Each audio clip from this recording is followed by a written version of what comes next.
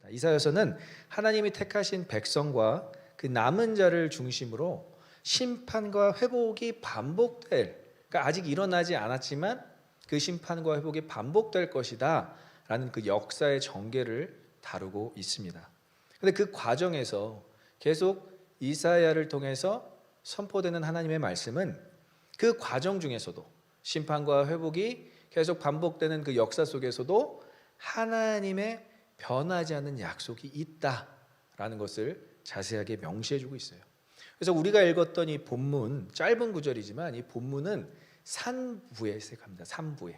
그러니까 1부, 2부, 3부가 있는데 3부는 제40장부터 66장까지의 내용을 다루고 있는데 3부에 해당되는 내용이 바로 오늘 우리가 읽었던 60장 1절 말씀이에요. 그래서 이 본문의 내용은 사실 바벨론 포로 귀환 시대, 그러니까 바벨론에 이스라엘이 포로로 들어가서 70년이 지난 후 이제 귀환을 하게 되죠. 그리고 귀환을 해서 이제 예루살렘을 회복하게 되는데 그 시대를 기점으로 선민의 회복과 그리고 더 나아가서 종말론적 예언까지도 다루고 있어요. 그리고 이 이사야서에는 그 예수 그리스도에 대한 예언도 또 들어가 있습니다. 그러니까 이 이사야서는 참 너무나 많은 내용들을 다루고 있지만 오늘 우리가 읽었던 60장의 본문의 내용 중에서는 이 하나님의 약속을 통한 선민의 회복이 들어가 있다는 것이죠. 그러니까 회복과 치유가 필요한 시대에 가장 우리가 위로를 받을 수 있는 말씀이 바로 오늘 본문의 메시지일 수 있다라는 것입니다. 그럼 우리가 이 60장 1절을 이해하기 위해서 전장을 알아봐야 되는데 전장의 58장 59장에서는 어떤 내용이 있냐면 형식적 신앙의 불의를 책망하는 내용이 들어가 있어요. 형식적 신앙이라는 것은 하나님께서 이스라엘 백성들이 예배는 드리지만 유다 백성들이 예배는 드리지만 그것이 너무 형식화되어 있다라는 거예요. 하나님을 사랑하지도 하나님을 찾지도 않으면서 그냥 성전에 나와 마당뜰만 밟고 가는 경우도 있고 그냥 형식이 된 예배 그냥 그것만을 드리고 가는 경우 제사 제도라고 하죠. 그것만을 드리고 그것만에 급급하게 드려지는 예배로 형식화되어 있음을 지적하고 있습니다. 그래서 하나님의 전적인 은혜로 선민이 구원받을 것과 구원자가 강림할 것 이러한 전반적인 내용을 다루고 있지만 58장 59장에서는 이 이스라엘 백성들을 책망하고 있어요. 그 유다 백성들을 책망하고 있어요. 하나님이 God is sick of your worship. God is tired of your worship. 하나님이 그 예배에 너무 지치셨다라는 거예요. 그 예배에 너무 실증이 나셨다라고 이사야는 고백하고 있습니다. 그렇지만 이 58장 59장에서 바로 넘어가면서 이제 명령조로 선포하는 내용이 일어나라 빛을 발하라로 시작하고 있습니다. 일어나라 빛을 발하라는 사실 명령어가 아니에요. 성경을 전체적으로 살펴보면 이것은 명령이 아니라 하나님의 약속인 것입니다. 그러니까 하나님의 약속을 다시 한번 이사야를 통해서 선포하시는 거예요. 그러니까 여러분들은 그 약속이 일어날 수밖에 없는 자들이고요. 빛을 발할 수밖에 없는 자들이라는 것을 약속을 증명해주고 있는 내용이 바로 오늘 본문인 것입니다. 그래서 하나님의 약속의 성취가 오늘 본문을 통해서 전달되고 있어요. 그래서 여호와의 빛난 영광, 그냥 영광이 아니고 빛난 영광이 백성들의 삶에 충만해져서 그들의 삶이 해보다 더 밝게 빛날 것을 강조하고 있는 내용이 바로 오늘 우리가 읽었던 짧은 구절, 일어나라 빛을 발하라 라는 내용인 것이죠. 그리고 더 나아가 오늘 구절을 우리가 다 읽어보지는 않았지만 더 나아가서 그 빛이 열방을 돌아오는 데에 중요한 역할을 한다라는 거예요. 우리만 빛나고 끝나는 것이 아니라 그 빛을 보고 열방이 주께 돌아온다. 그래서 이사야서에서는 빛이라는 그 표현이 이 60장에서만 1절, 3절, 19절, 20절에서 반복적으로 제시되고 있고요. 그리고 또 우리가 읽었던 영광이라는 단어도 1절, 2절, 7절, 9절, 13절, 19절, 21절이라는 지면을 포함하고 있어요. 그러니까 얼마나 이 빛과 영광을 많이 사용하고 있는지 볼 수가 있습니다. 그리고 또 더 나아가 기쁨이라는 단어도 역시 등장하는데 이 기쁨이라는 단어는 슬픔이 끝났다라는 것을 의미합니다. 더 이상 슬픔은 없다. No more sorrow. 더 이상 슬픔은 없다라는 것을 의미하면서 5절, 15절, 20절에 반복적으로 제시되고 있어요. 그러니까 빛, 영광, 영화, 기쁨 이러한 개념들을 통틀어서 사용하는데 근본적으로 또 중요한 내용이 무엇이다? 이방인들이 돌아오게 된다. 선민들만 회복되는 게 아니라 주의 백성들만 회복되는 게 아니라 이방인들도 돌아오게 된다. 믿으십니까? 우리가 빛나는 곳에 이방인들, 믿지 않는 자들이 돌아오게 된다라는 것을 선포하고 있는 것입니다. 하나님의 빛을 받은 그 백성들이 만방의 빛을 선포하게 된다. 만방의 빛을 비추게 된다라는 그 하나님의 약속의 말씀이 오늘 우리가 읽었던 말씀이라는 것이죠. 제가 2022년 교회 표를 놓고 정말 한 4달 전부터 기도하기 시작했어요. 어떠한 말씀이 좋을까? 제가 사실 우리 대학부 때 섬겼던 친구들도 저희 교회에 이렇게 또 정착해서 신앙생활을 하고 있는데 저희 대학부 때 그 수련의 표어가 사실 Arise and Shine이었습니다. 일어나라 빛을 발하라. 그때 당시에 참 우리 대학생들이 정말 신앙생활을 열심히 하고 있었는데 그 세상의 어떤 문화에 있어서 휩쓸리기 시작하는 모습을 보면서 우리가 이렇게 살면 안 되겠구나. 그래서 거룩한 표어로 이렇게 어떻게 보면 슬로건으로 탁 내비쳤던 것이 바로 Arise and Shine이었는데 제가 한 4달 전부터 우리 오버플로잉 교회를 위해서 기도하면서 어떠한 표어가 좋을까 했는데 이 말씀이 하나님께서 감동을 주셨어요. 일어나라 빛을 발하라. 이제는 세상이 흉흉하고 참 코로나 바이러스 때문에 시국이 이렇지만 이 기독 청년들 특별히 하나님을 믿는 젊은 사람들이 일어나서 빛을 발해야 되는 시기가 아닐까 그런 생각이 들었습니다. 그리고 또 우리 오버플로잉 교회가 그것을 실현하고 있고요.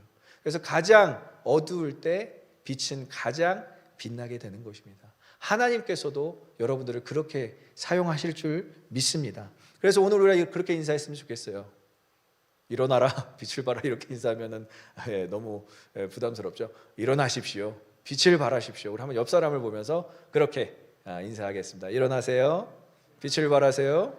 2022년에는 일어나시고 빛을 발하시길 간절히 소망하고 축복합니다. 자, 그래서 본문은 일어나라 빛을 발하라 라는 이 거듭되는 명령으로 선포하고 있습니다. 그 명령 쪽으로 시작을 하고 있어요.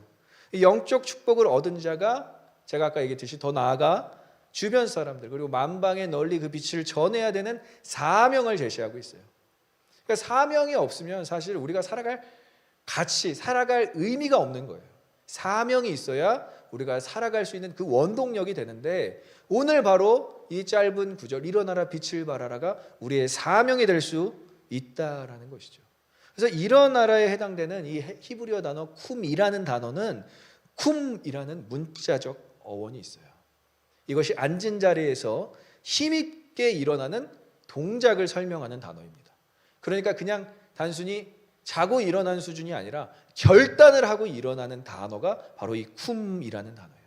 어떠한 중요한 일을 행하기 전에 창세기에서도 그렇고 출애굽기에서도 그렇고 또 여호수아서에서도 그렇고 리더들이 결단을 하고 일어날 때 이 단어가 쓰여져 있습니다. 그러니까 단호한 결단을 의미하는 거예요.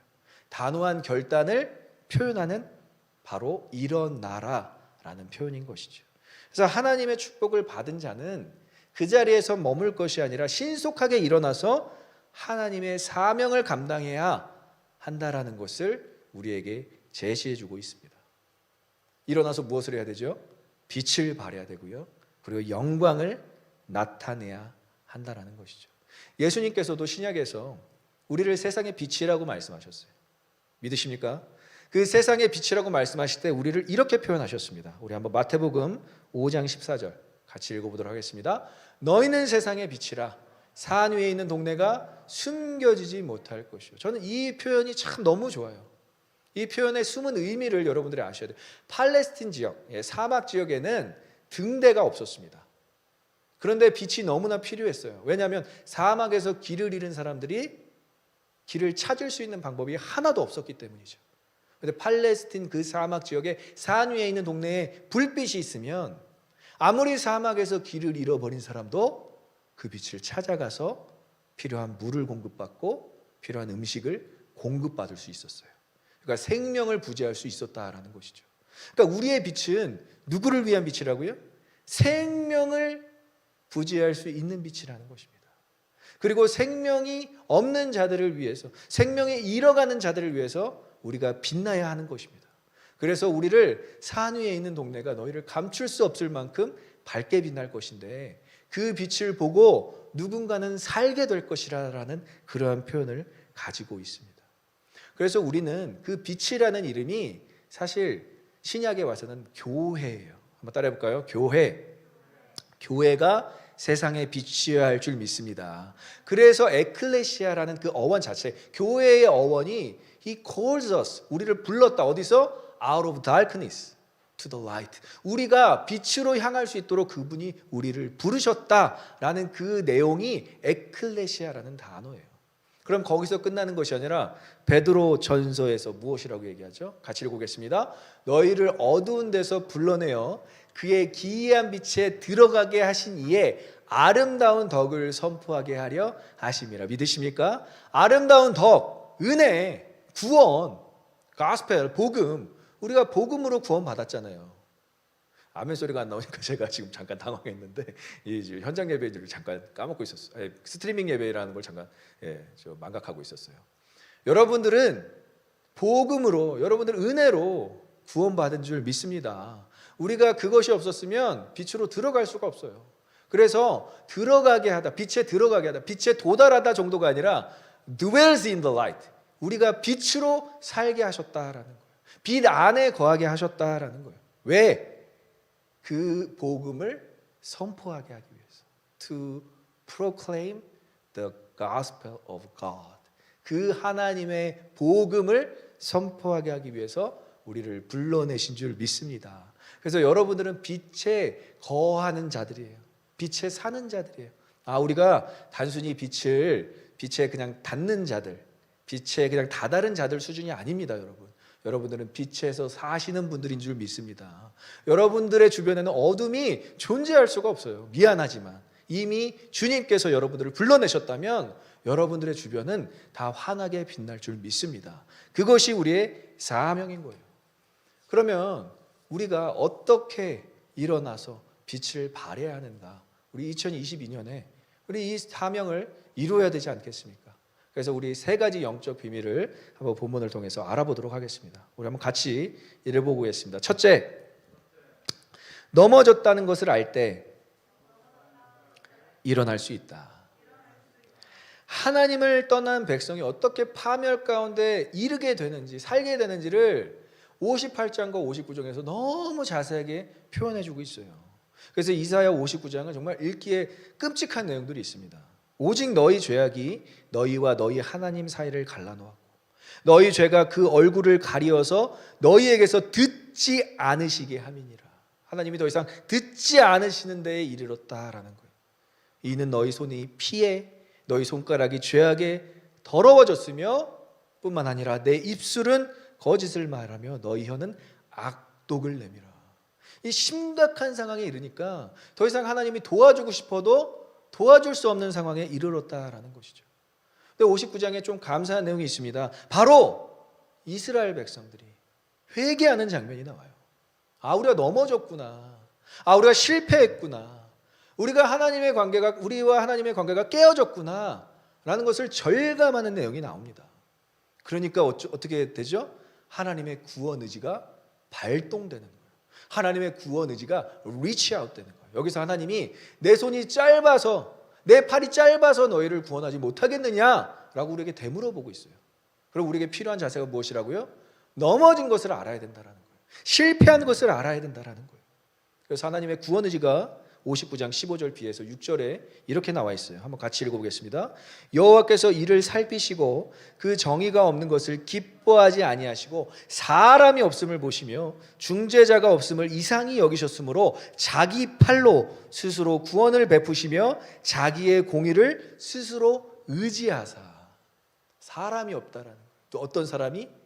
하나님과 인간과의 관계를 회복하는 reconciliation, 그 화목해 하는 자가 없음을 한탄하셨대요.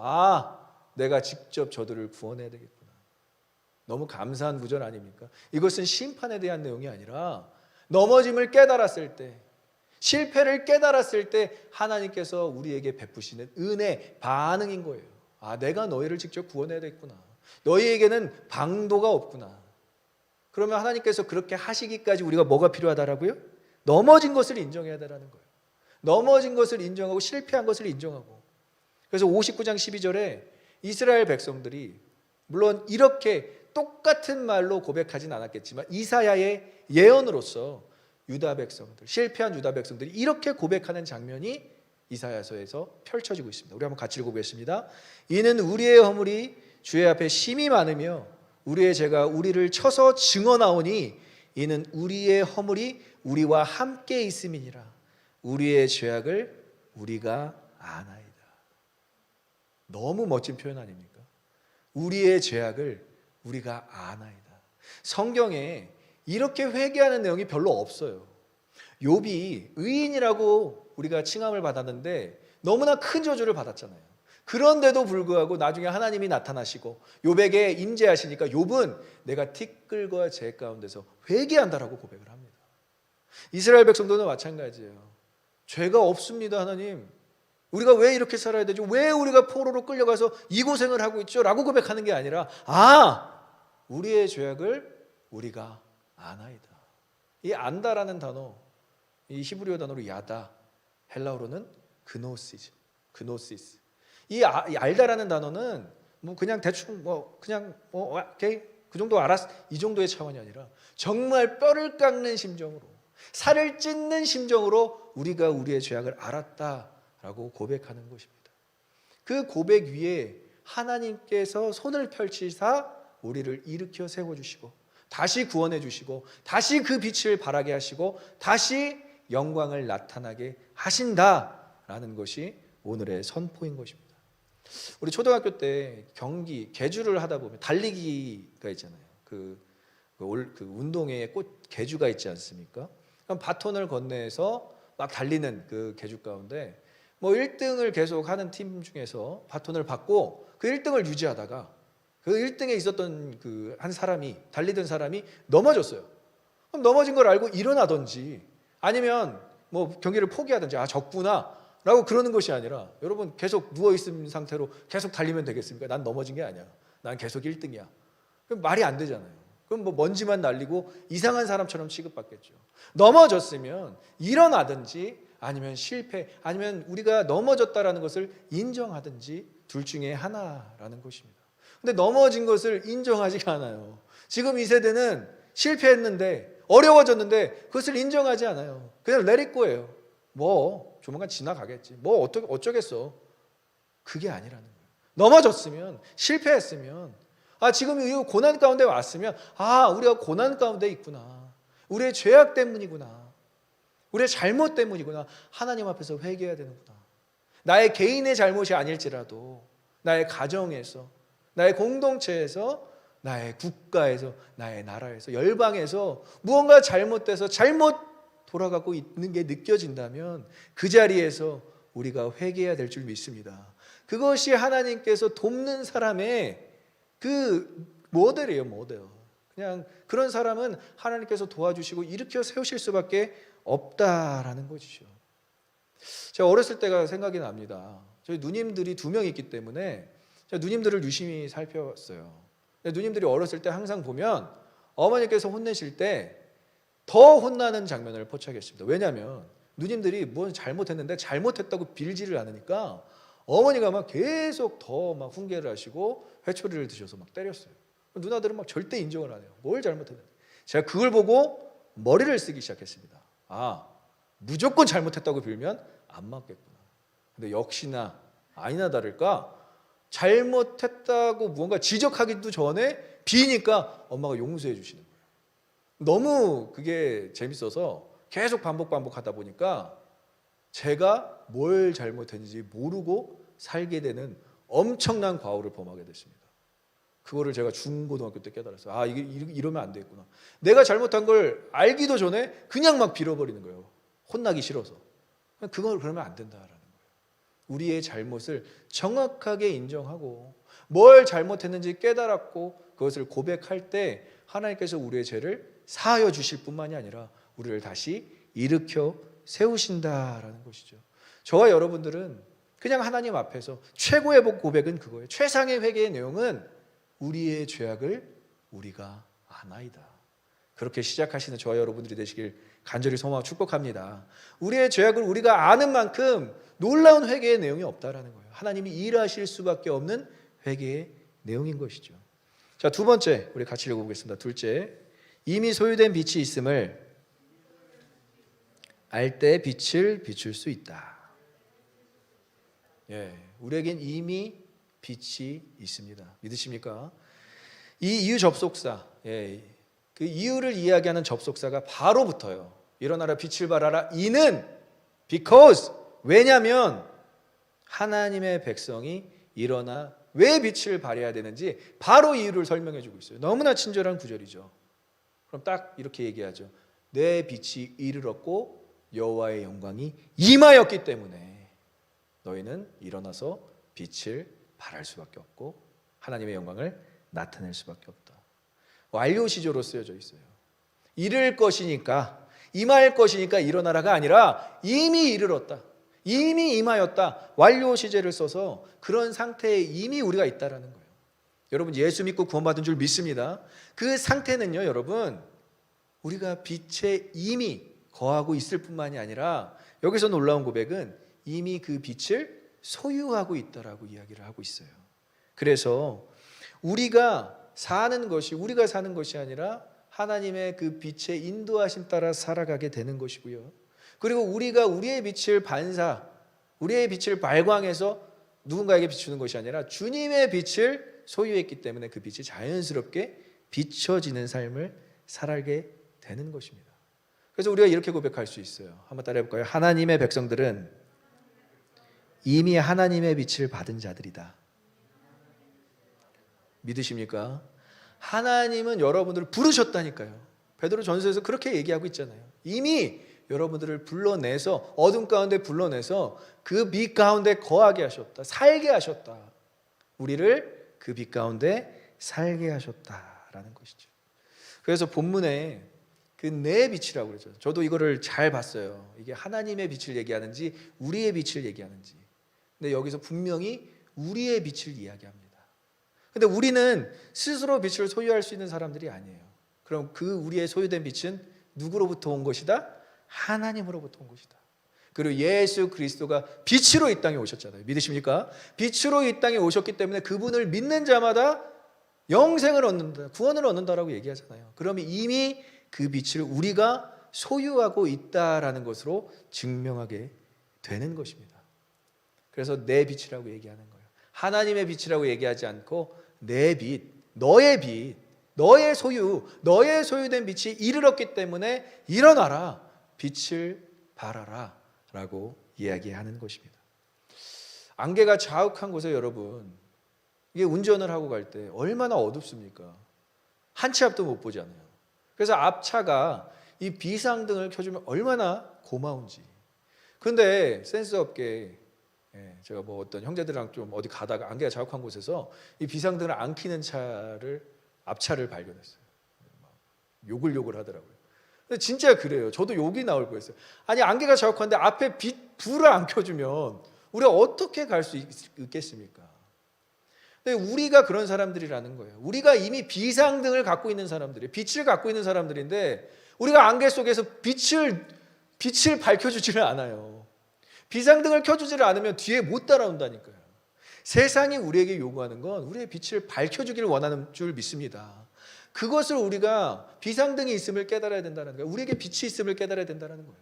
whatever, 뒤에서 쫓아오든 말든 난 비상등 안 켤 거야. 이게 아니라니까요, 여러분. 지금은 임월전시 상황이에요. 여러분들이 빛을 비춰주지 않으면 그 누구도 올바르게 길을 따라갈 수 없고요. 올바르게 갈 수 없는 세상입니다. 이러한 시대 가운데 우리에게 소유된 빛, 저는 이걸 비상등이라고 하고 싶어요. 요즘 세상에. 여러분들 비상등을 비추셔서 뒤에 사람들이 따라올 수 있도록, 세상 사람들이 따라올 수 있도록 그 빛을 환하게 비추시는 저와 여러분들의 시기를 간절히 소망하고 축원합니다. 마지막으로 우리 셋째 한번 같이 읽어보겠습니다. 일어나서 빛을 비추는 곳에 하나님의 영광이 임한다. 맞아요. 일어나서 빛을 비추는 곳에 무엇이 임한다고요? 하나님의 영광이 임한다.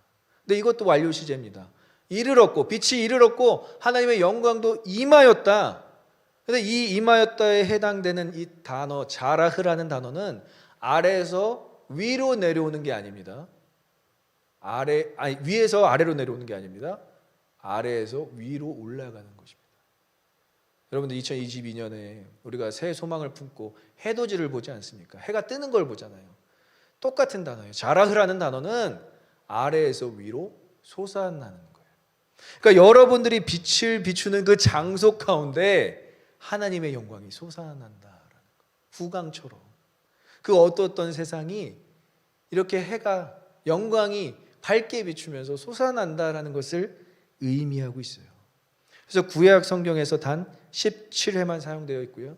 아침 해가 돋는 장면을 표현할 때만 사용되는 단어가 임하였다. 내 위에 임하였다라고 표현하고 있습니다. 그러니까 여러분들이 빛으로 살 때 뭐가 임한다고요?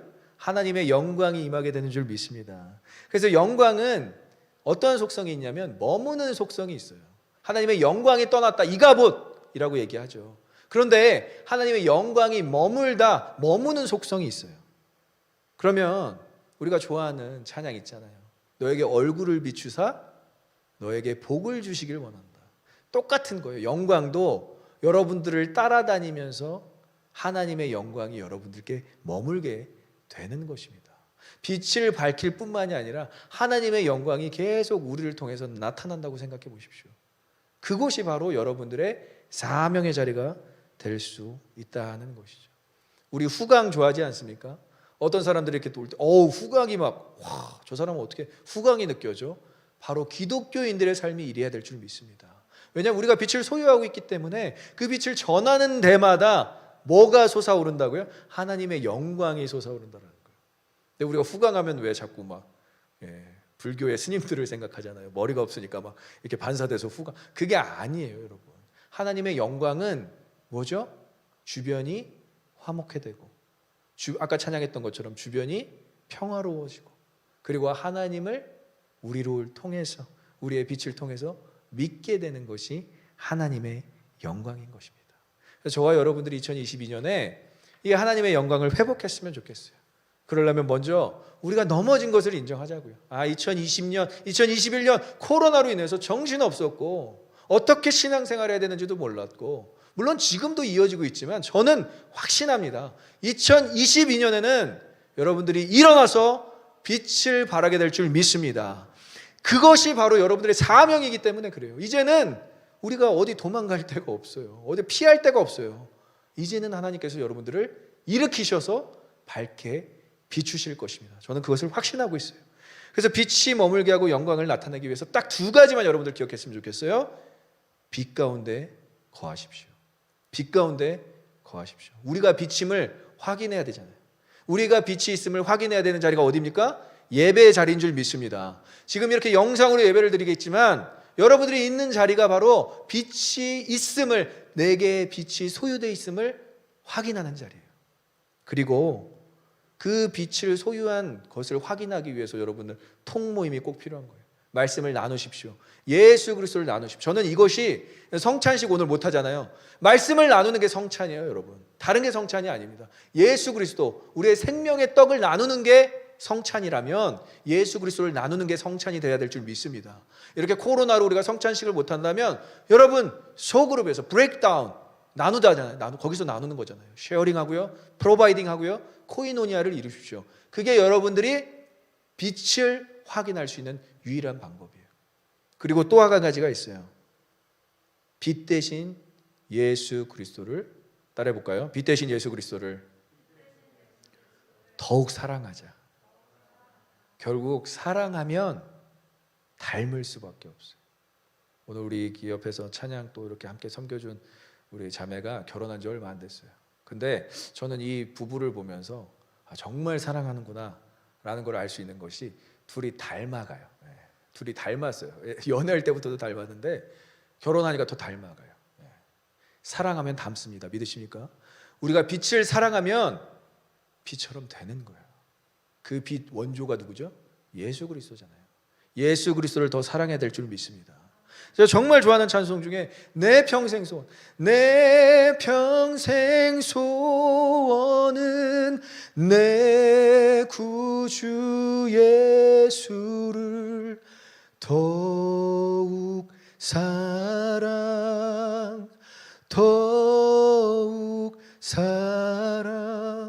믿으십니까? 주님을 더욱 사랑하는 게 평생 소원이 되시길 간절히 소망하고 축복합니다. 다른 소원 우리에게 뭐가 있겠어요? 코로나 빨리 없어지길, 물론 그런 것도 소원이 되겠죠. 빨리 더 임팩트 있는 정말 백신이 나와서 우리가 모두 다 건강해져 갖고 막 마음껏 돌아다니, 그런 소원도 물론 있을 수 있겠죠.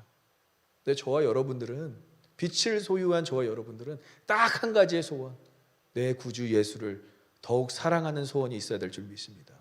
그 소원만으로도 우리는 빛으로 살 수 있고요, 빛 가운데 살 수 있는 것이죠. 하나님을 믿는 것의 가장 큰 욕심은요, 가장 큰 사명은요, 예수 그리스도를 알고 살아가는 것, 그리고 그 빛 안에 거하는 것인 줄 믿습니다. 2022년 그분의 말씀을 듣고 그분의 계명을 지킬 뿐만이 아니라 그분과의 관계, 사랑하는 관계를 회복하셔서 하나님의 놀라운 사명을 감당하시는 저와 여러분들 되시길 간절히 소망하고 축복합니다.